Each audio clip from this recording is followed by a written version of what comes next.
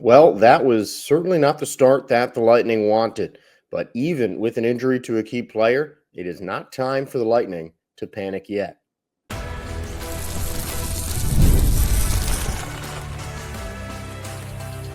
You're Locked On Lightning, your daily podcast on the Tampa Bay Lightning, part of the Locked On Podcast Network. Your team every day. Josh Sperber here to welcome you to another episode of Locked On Lightning. Thanking you all for making Locked On Lightning your first listen every day. We're part of the Locked On Podcast Network, your team every day. And if your team is the Tampa Bay Lightning, then this is the show for you. Today's episode is brought to you by FanDuel. Right now, new FanDuel customers can get $250 in bonus bets if your first $5 bet wins. And if you bet on the Lightning last night, unfortunately, you did not come up happy. 6-2 the final score for the Panthers. The Lightning had it even at 1, but a late first period goal by Florida really changed things up. And it started, honestly, from the beginning. I think after that first goal by Sam Bennett, you could just tell that there was something off in terms of just the way the Lightning wanted things, even. You know, how often do you see a goal like that? A puck flying through the air and redirected without touching the ground. I mean, I can't tell you on the air the kind of reaction I had to that Sam Bennett goal live, but that just was a hurtful one for Tampa Bay. And then exactly what you need to happen happens less than 10 minutes later. Jake Guentzel from both Kucherov and Victor Hedman, the two of the Lightning's leadership team, combining on their 47th playoff goal behind two legendary duos of Dennis Potvin and Mike Bossy in the New York Islanders, Paul Coffey and Wayne Gretzky. 49 for Bossy and Potvin, 51 for Gretzky and Coffey, and that could put the duo for the Lightning in some legendary company if the Lightning can have Hedman and Kucherov combine on 4 or 5 more goals this postseason. And given how active those two are in the Lightning offense, both are, it's very possible. But that seemed to stabilize things for a while, and that seemed to be the momentum that the Lightning needed. You know, the Lightning had great action around the net there. They were moving the puck really well. Guentzel saw a loose puck and snapped to it in an instant. Exactly what you wanted to see on an equalizing goal. But the goal at the end of the first period really had a huge impact on Tampa Bay. You know, and this has happened a couple times before. The Lightning have let up a late goal and just the wheels have seemed to fall off. And frankly, that's what happened. You know, you have the goal from Nate Schmidt diving in from out of nowhere on a loose puck, a challenge that I think John Cooper has to make there. And I think there was goaltender interference? No, I didn't. I think that was just, you know, a lot of bodies on the net and guys got tangled up. There was a loose puck and Schmidt came in from the top of the, just out of nowhere and tapped it in. And I think, was it a goaltender interference? Probably not. Do I think John Cooper was wrong for challenging that? No. I think you got to try on a play that's that close that I think could have gone either way. But at the end of the day, I think it was the right call by the officials. And as John Cooper said in the press conference, it only really hurts you if they score. And that's what they did. And twice in a row, really, the Lightning lost Matthew Tkachuk, and he put it in, you know, plain and simple. On that first goal, you look and see Tkachuk wide open, and you just want to see more defenders' heads on a swivel trying to find the open man. I mean, both of those goals from Kachuk, the Lightning defense just straight up lost him. The second one, he was wide open and everyone's puck watching. The only person that looked at Kachuk briefly for a second was Eric Chernak in that second goal. And by that point, it was almost too late. The first time, Kachuk had all day to just dance with Vasilevsky. And Andrei Vasilevsky, I'll still contend, is one of, if not the best goalies on the planet. But one-on-one with a goaltender, you allow a great offensive player like Matthew Kachuk with time and room, that's not going to end well for you, plain and simple. Doesn't matter who's in net. And right there is, I think, where the Lightning lost this game. 3-1, the score is not a tough score to come back from for the Tampa Bay Lightning. They were the best offensive team in the NHL this season. And, Florida was defending really well. They were screening the goalie. And that was just so key because no matter where they were, even on that second shot where Kachuk was all alone, not much of an angle, but there was just enough traffic around net that all he needed to do was put the ball on the crease, put the puck on the crease. And, with the amount of bodies in there, it was bound to ricochet off of somebody and go in, and that's exactly what happened. So that's twice in a row on the power play that the Lightning lost Matthew Kachuk, and it came back to haunt them because after that, there was no chance for Tampa Bay. You love that well-worked goal from Braden Point towards the end of that second period, but that was close to a consolation that was ended up being nullified by Nate Schmidt 5 minutes into the third period. Just a tough way for the Lightning to lose this one. And Matthew Kachuk played like a man possessed. I mean, he was just shaking guys left and right, fitting himself into open spaces, losing defenders. Part of it was on him. Part of it was the Lightning defense just not playing carefully, just not minding where the other team was on the ice. And you got to see these guys keep the head on a swivel. That's something that you use in basketball, lacrosse, hockey, a lot of these team defensive sports. You got to have one eye on the puck, one eye on, just the game around you. You can't lose focus. And that's what the Lightning did. The Panthers were locked in from the start. And, John Cooper said that he liked the Lightning's game at the beginning. And I don't blame him. I mean, they played well in that first period, but they just kind of lost focus a little bit after that late goal coming from Sam Reinhart. And even looking at that goal, that seemed preventable. It was another issue. Even the captain didn't have his head on the swivel there. Reinhart gets behind him. Hedman gives him a little bit of a nudge into the boards and then goes right back after the puck. And look, I understand Hedman's positioning on that. Kulikov had a lane towards the net, and Hedman had to break for the puck. But he forgot about Reinhart. And Reinhart was smart just to get far enough out of the way of Hedman that Victor wasn't touching him. There was no contact. So Hedman, who had to keep his focus on Kulikov, wasn't aware that Reinhart had even come back off of the boards, peeled back towards the net, and was able to just be in the perfect place for a shot. And that's just, the Lightning played some careless defense during the game, and it cost them, plain and simple.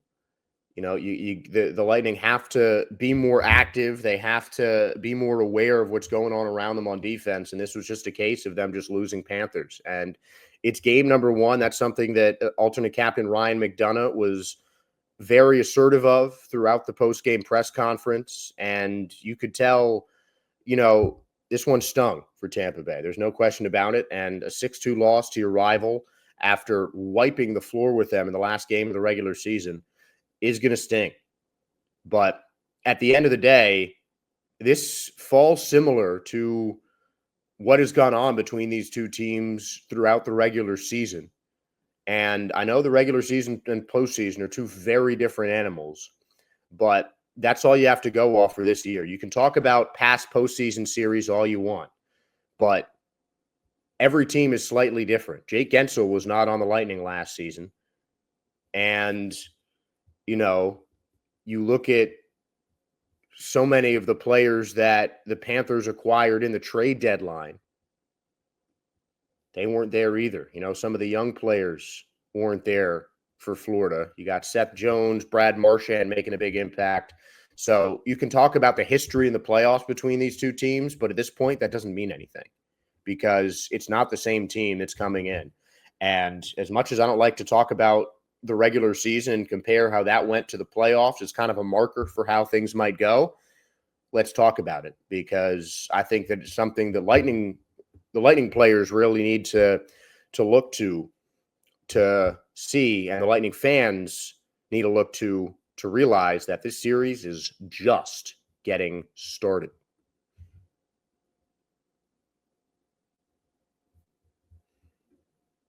The NHL playoffs are here, and FanDuel is giving new customers an incredible way to get in on the action.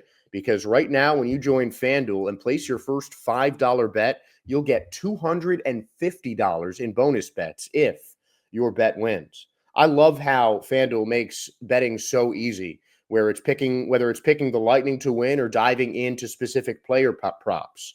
From power play goals to hits to takeaways to assists, FanDuel has so many ways to bet your favorite player props. Plus, after the puck drops, you can even combine live prop bets into a same-game parlay for a chance to win big. Don't miss out. Head to FanDuel.com and claim your $250 in bonus bets today. Now, once again, we don't like talking about the regular season and comparing it to the playoffs. I can give you countless examples of teams that have won in the regular season and not won against the same team in the playoffs. My favorite and also least favorite example comes from basketball. In 2013-2014 season, the Brooklyn Nets, off of a dangerous couple of trades, swept LeBron James and the Miami Heat in the regular season. Couple of convincing wins, couple of last-second victories, but 4-0 Brooklyn in the regular season. They met again in the second round of the playoffs that year, in a year that the Heat ended up winning the NBA championship. The Heat beat the Nets in 5 games. Now, this was not a regular season sweep between the Lightning and the Panthers by any means. This was a very even regular season series with all but one game decided by 4 goals, the Lightning getting the only shutout and outscoring the Panthers 12-7 in the 4 games they played in the regular season. In the last 2 games of that regular season they played against each other, the Panthers won 2-1, the Lightning won 5-1 a couple days before the playoffs. And that was without Matthew Tkachuk for Florida in that 5-1 victory. But, I mean, the Lightning had to be coming off of that game on a high. And I think that might have been something that shook the Lightning a little bit. I think that the Lightning had all the confidence in the world against the Panthers. They're a week out of just destroying them on home ice, same ice that they played this first game of the playoffs. And I think they might have been a little too confident at times, thinking that that was just going to translate to success, which it didn't. But, I mean, you look at those games, and starting with the first game of the season series at Amalie Arena, it has been no repeats.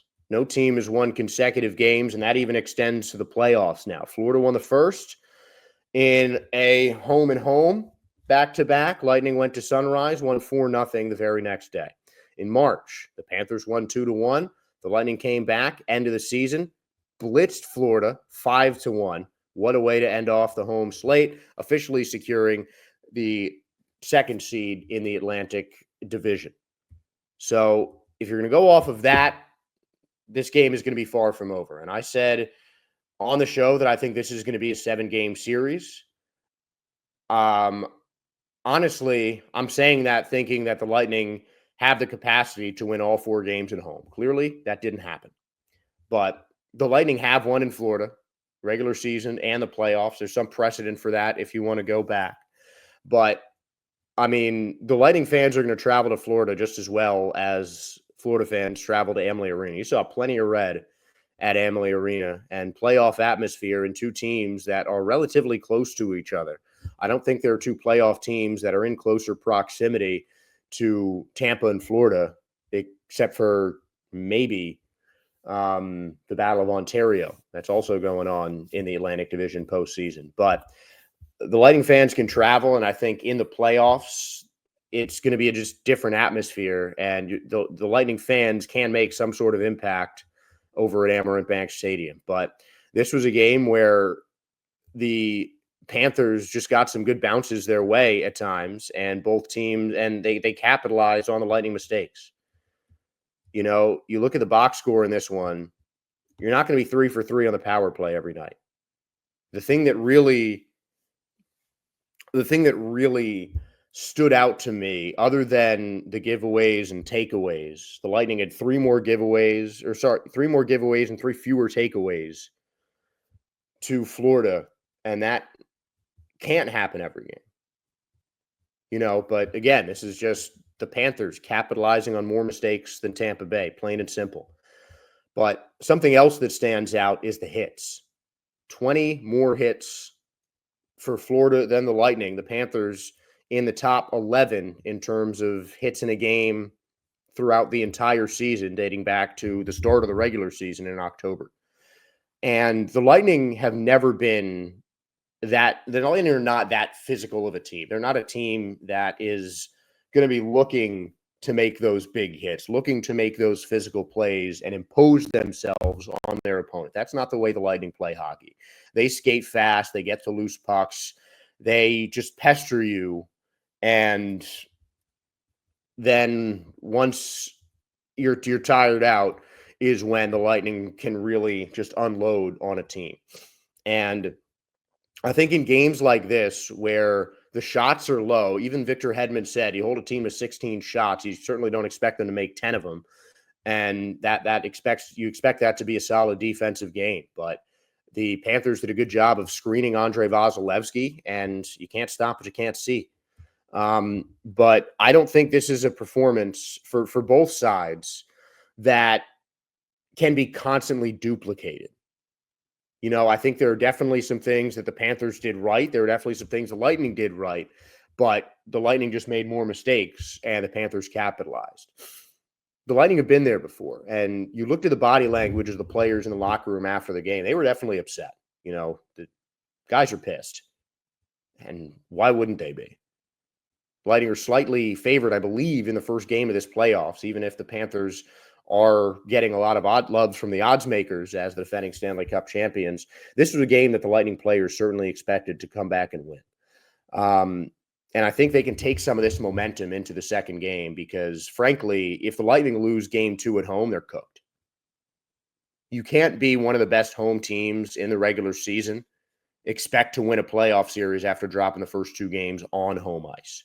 That is an advantage that the Lightning needed to cultivate, and they didn't in game 1. And I think that it's something in the second game that they can build back on. You know, they can work on their defensive positioning to try and avoid so many screens in front of Andrei Vasilevsky. They can work on converging on loose pucks, and still they have to keep better control of the puck because that's something that, you know, some careless plays with the puck, losing the puck in wrong places, that has cost the Lightning all throughout the regular season, and it continued to do so on Tuesday night against Florida.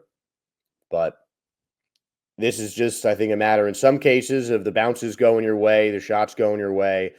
And Bobrovsky played a great game. I don't want to take that away from him. Vasilevsky didn't play his best, but I think that some of those goals scored were preventable. Some of those just dropped in the right place in the right time for Florida. But, I mean, I think this is a game that the Lightning can really use as a springboard going forward because it was certainly not what they planned, certainly not what you want to see from a team in the first game of the postseason. And I think a lot of it, had to do with that challenge going the Lightning wrong way. You could really tell that deflated Tampa Bay. And even on that Braden Point goal, on a goal like that, really well worked, Point absolutely shelved that one, roofed, top of the net. I mean, perfectly worked goal. But the celebration, of course, is a little bit muted since you're down by a bunch. But that was not a goal celebration for a goal like that. That was a goal celebration just like, all right, we scored. Come on. Let's get something going here. And it didn't really end up happening. But I think the Lightning certainly have the motivation now, and they're woken up. I think that this is a game that really is going to anger the Lightning team, and the anger from the end of the regular season for the Panthers, losing their momentum, being written off by a lot of people. They took that out on Tampa Bay on Tuesday night. And now it's the Lightning turn to take their anger out from this game and just really give it back to Florida. I want to see a lot more physicality from Tampa in game number 2, but I don't think it's time to start panicking until the Lightning lose game 2 of this series, because a 1-1 series going back to Florida, it's anybody's ball game. And I think that the Lightning can certainly make that happen. The only problem is they might have to do it without one of their key players, Anthony Cirelli. And if he doesn't play, I think that puts a serious dent in the Tampa Bay Lightning's playoff hopes.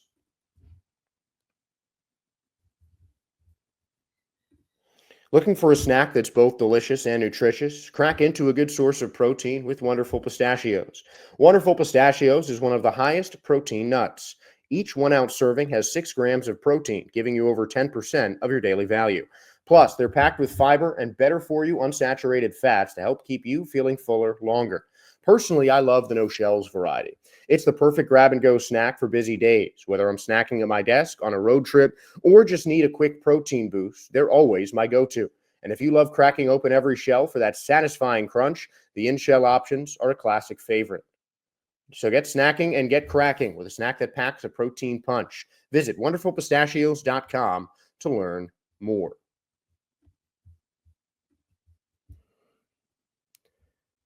One of the difficult storylines for Tampa Bay in last night's game, Anthony Cirelli playing just 6.5 minutes, 9 shifts, finishing with a plus-minus of -2.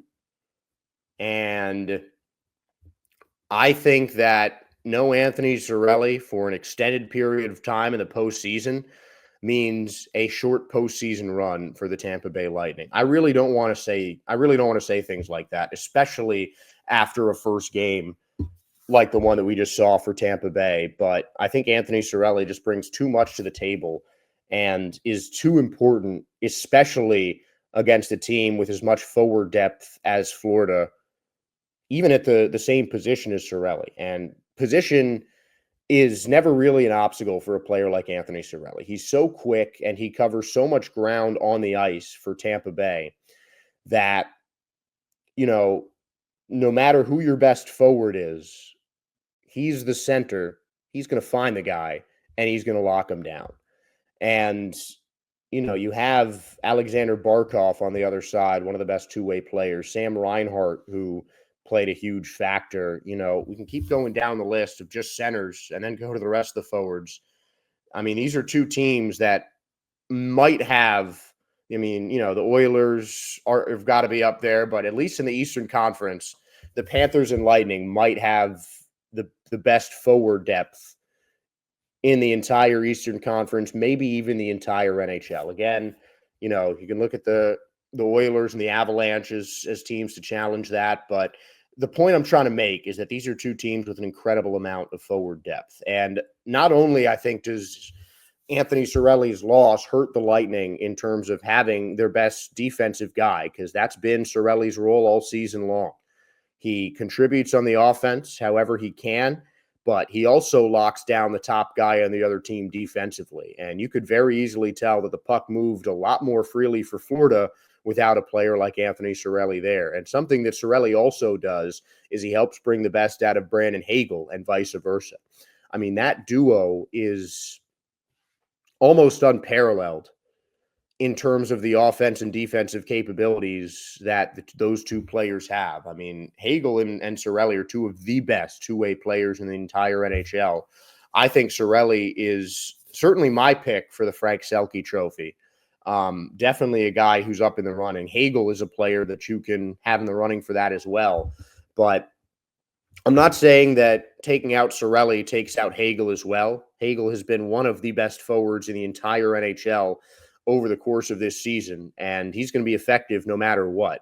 But him and Cirelli just play together so well, and they set each other up so easily in ways that really only Nikita Kucherov does with other players in the league. And just that combination makes each of those two players so much better that I just am not sure the Lightning have a solution for that to come in and fix it. I mean, you look at guys like Cam Atkinson, Mitchell Chaffee, these are the forwards the Lightning have left.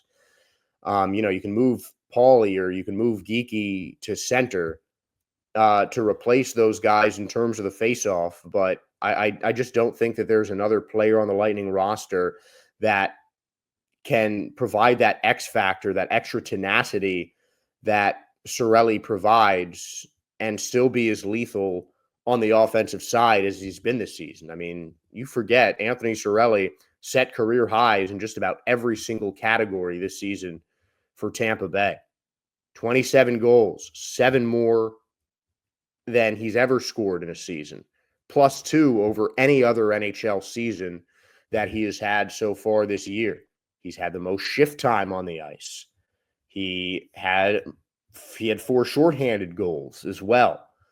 He won 50% of his faceoffs. He set a career high in assists with his first ever 30-plus assist season. I mean, you can go down the list. Anthony Cirelli is truly hitting his stride as a hockey player and hitting his prime. And this was, if you want to call it a breakout season for Anthony Cirelli, I mean, a star turn, I think. One of those two fits for Cirelli. I don't know if before this year you would have had Cirelli on a best Team Canada roster. But after the way he started the season and the way that he continued to play in the regular season, there was no question that he was one of the best in Canada and one of the best in the entire NHL, and that he absolutely deserves a spot on that Four Nations winning roster for Team Canada. And his role on the Lightning, it might still be that second line center, but he's playing a whole lot. And it kind of reminds me of, the opportunity that Braden Point had to step up without Steven Stamkos in that postseason. Not with the injuries, but just in this particular case, it's just the importance to the team. And I think Cirelli's ability to make that much of an impact on both the offensive and defensive side of the game is really unparalleled, except for maybe Brandon Hagel. And I think defensively, Hagel is not as good as his best friend Cirelli is. I think he might even admit that. But, not having their lockdown guy, not having a guy who has played so much bigger a role in the offense, not just for himself, but for Brandon Hagel as well. I mean, it's something like 60-70% of Hagel and Cirelli goals, both Brandon Hagel and Cirelli have featured on those goals. So Cirelli not only unlocks some of the best of the Lightning defense, but also unlocks the full potential of the absolute beast that Brandon Hagel has been over the course of the season. I think you can take off a significant number of Cirelli's 90 or Hagel's 90 points in the regular season if you take out Cirelli from that equation. Maybe even more than just the physical amount of goals and the exact number that they combined on in the regular season. But I think the Lightning just need to hope that Cirelli is going to be back. And he's a tough guy. He has battled through a lot of injuries over the course of this season. I mean, frankly, the whole Lightning team has. They've been pretty banged up over the course of the year. And I think having those extra 2 days off for Florida clearly helped them out because they looked a lot more energized. And granted, part of the Lightning's deflation towards the end of the game was the fact that the Panthers had already beaten them pretty much by the third period. And, that I think it's definitely going to leave a sour taste in the Lightning's mouth. And I still think, though, there's only so much they can do without a player like Anthony Cirelli. I mean, I talked about Ryan McDonough being so key to what the Lightning do this season. Nikita Kucherov should be the Hart Trophy winner. There's no doubt in my mind about that. But without Anthony Cirelli, the uphill battle that the Lightning now face after dropping game one becomes a lot more steep. And I'm just really hoping that Anthony Cirelli is going to be ready for a turnaround and ready to play in game number 2 as the Lightning try to even this series at home. And that is what we are going to hope happens. And we're just going to have to wait and see for game number 2. But thank you guys for tuning in to the first playoff episode of Locked On Lightning and for making Locked On Lightning your first listen today. For your second listen, make sure to check out the all-new Locked On NHL Game Night. Every game, every night, until a Stanley Cup champion is crowned. Get local analysis on a national scale. Find NHL Game Night on Locked On NHL on YouTube or wherever you listen to podcasts. And wherever you found this podcast, thank you for finding us. Please give us a like, a follow, a subscribe. We appreciate your guys' support as we do the show for you, the fans. So I'm Josh Sperber. Once again, thanking you for tuning in to Locked On Lightning. Go Bolts, and we'll hope for a better one in Thursday's game.